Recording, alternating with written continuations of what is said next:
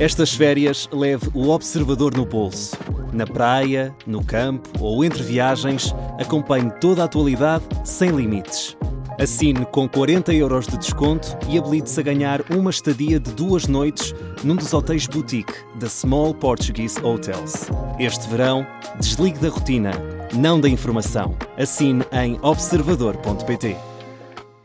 De atualizar a informação.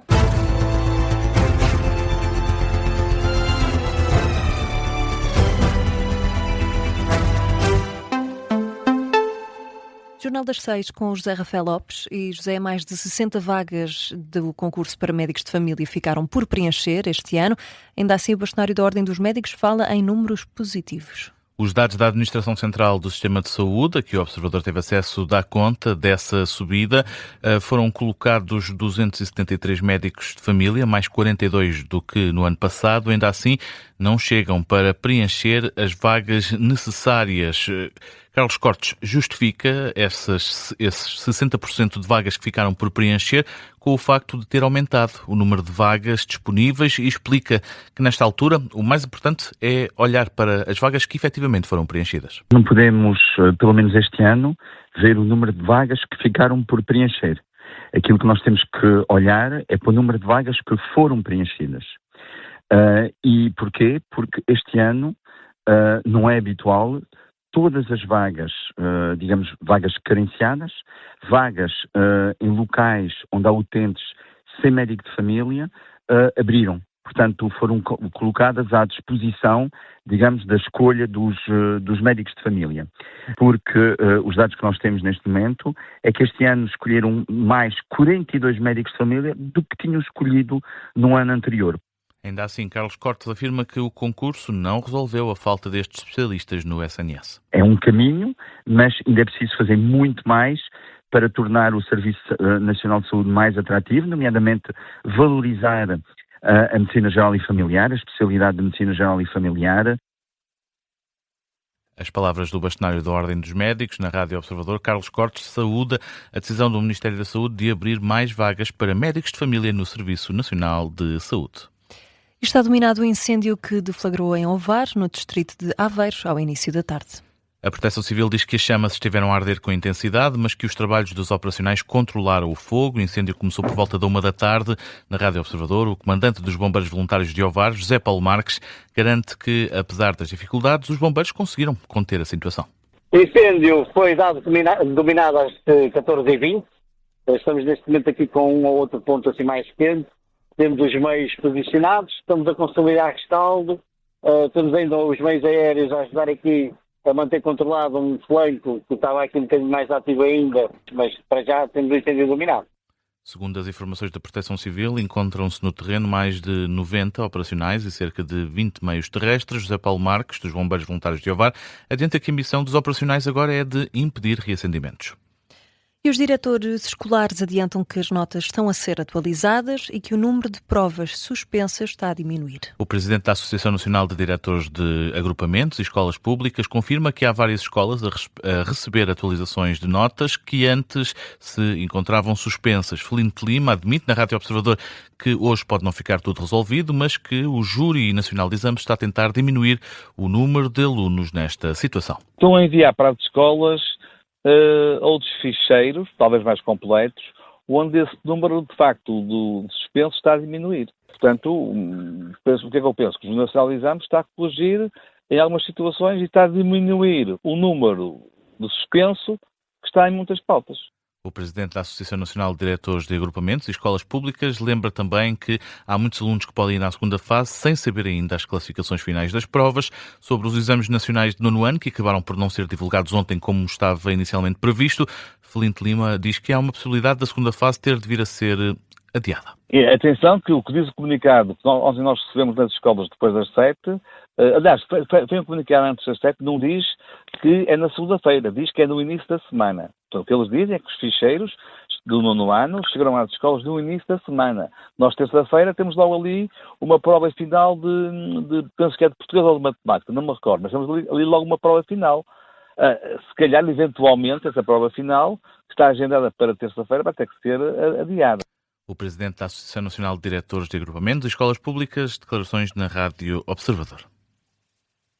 E para o líder do PS é Luís Montenegro o principal responsável pelos problemas. Na medida em que o secretário-geral do Partido Socialista defende que o Ministro da Educação não está a assumir as responsabilidades. Isto só tem um responsável. O primeiro responsável por ter avançado de forma imprudente para este processo é o Primeiro-Ministro, na medida em que o Ministro da Educação não assume qualquer responsabilidade. Não o fez na Assembleia da República, não o fez no debate parlamentar e julgo que até por vezes parece cantar vitória com um processo que foi mal sucedido, mas pelo facto de conseguirmos chegar ao fim, o alívio é de tal ordem que parece que se chegou ao fim em condições. O líder do Partido Socialista, em FAF, que José Luís Carneiro não rejeita uma comissão parlamentar de inquérito ao ministro Fernando Alexandre. Um ano depois de ter ordenado uma fiscalização aos acessos às praias de Grândola, a Ministra do Ambiente e Energia voltou ao local para dar conta de um trabalho que está a ser bem feito. É o que diz Maria da Graça Carvalho, a Ministra do Ambiente, que destaca a evolução dos acessos públicos e do estacionamento nas praias de Grândola. São 6 ao todo, mas Marta Caramelo Nobre, há uma que ainda levanta dúvidas. Galé Fontainhas é a praia que ainda não satisfaz o pedido de Maria Graça Carvalho. Encontramos um local que tem uma cancela, na praia Galé Fontainhas, que tem um parque campismo, a cancela do parque campismo. Um parque campismo está lá há 40 anos e nós, na revisão do plano de orla costeira, vamos exigir que haja ali uma renaturalização e um melhoramento do ponto de vista também ambiental daquela zona. A Ministra pediu há um ano de trabalho, agora foi ao terreno, passou por Camarinhas, Golfinhos, Pego, Pinheirinho, Galé Fontainhas e Melites e fala numa evolução positiva e de ordens cumpridas. Portanto, há muita evolução no sentido de cumprirem o que nós dissemos, que é parque de estacionamento e acesso, e depois o apoio de praia, ser um apoio de praia de acesso público. Opinião contrária tem alguns dos habitantes de Melites. Rogério Caetano Cardoso é proprietário de um restaurante junto à praia e diz que a promessa das praias abertas continua por cumprir. Tudo por aí acima está tudo fechado. É só para os ricos. A gente aqui somos o quê? Zero? Horácio Cardoso é pescador e fala num cenário semelhante. Praias é uma vergonha, pois é claro, elas são privadas. O presidente da Câmara de Grândola, Luís Vital Alexandre, admitiu há dias ao Expresso que estava praticamente tudo na mesma. Ainda assim, durante a visita, sublinhou o diálogo que tem sido desenvolvido com os promotores turísticos e com a APA. Estamos a trabalhar, vamos continuar a trabalhar num trabalho discutido com todos, juntando todos para que não se cometam erros. Luís Vital Alexandre a dar conta de trabalhos a serem feitos em meia dezena de praias em Grândola, mas ainda longe do ideal. A meta, diz o autarca, pode ser alcançada em 2027. Um trabalho da jornalista Marta Caramelo Nobre, que esteve a acompanhar a visita da Ministra do Ambiente e da Energia, esteve a visitar 6 praias em Grândola. No desporto, Francisco Trincão deixou o Sporting e é reforço do Al-Ahly da Arábia Saudita. Transferência já confirmada pelo clube saudita, que divulgou um vídeo do internacional português a assinar contrato com o clube. Francisco Trincão deixou o Sporting por 40 milhões de euros, sendo que o valor da transferência pode chegar aos 45 milhões. Na Arábia Saudita, Trincão vai receber um ordenado anual líquido entre os 11 e os 12 milhões de euros. É 4 vezes mais do que ganhava no Sporting. Entretanto, o clube de Alvalade já confirmou também esta transferência através de um comunicado onde anunciam que chegaram a acordo com o Al-Ahly para a transferência de Francisco Trincão. O Irão suspendeu os compromissos estabelecidos no memorando de entendimento com os Estados Unidos. Informação anunciada pelo vice-ministro dos Negócios Estrangeiros do Irão, que diz que os Estados Unidos violaram os compromissos do memorando e, como tal, o Irão vai agir da mesma forma. Este vice-ministro dos Negócios Estrangeiros do Irão diz ainda que o país está apenas preocupado em defender os interesses do Irão. Esta suspensão dos termos do memorando de entendimento acontece após a escalada de tensão no Médio Oriente entre os dois países, entre o Irão e os Estados Unidos. As últimas 7 noites foram marcadas por ataques de parte a parte.